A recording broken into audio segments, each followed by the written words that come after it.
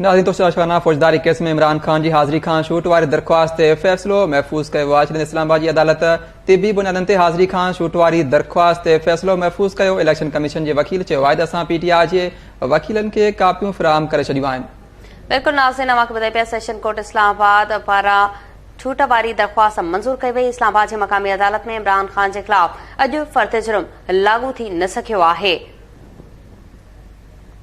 इन हवाले से लाइन ते मौजूद इस्लामाबाद में इब्राहिम कुंभर। जी इब्राहिम, छा तफ़सील आहिनि?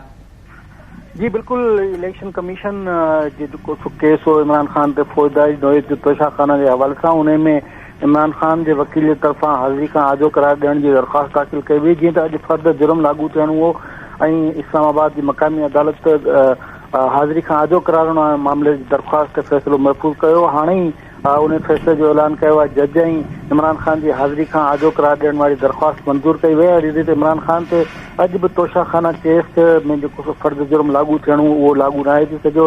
इलेक्शन कमीशन ख़ातिरी कराई है तो हू जल्दी इमरान खान के वकील के फैसले की तस्दीक थियल नकुल कापियूं आहिनि उहो फराहम कंदी ऐं अदालत जेको सो उहा ॿुधणी मुलतवी करे छॾी आहे। जी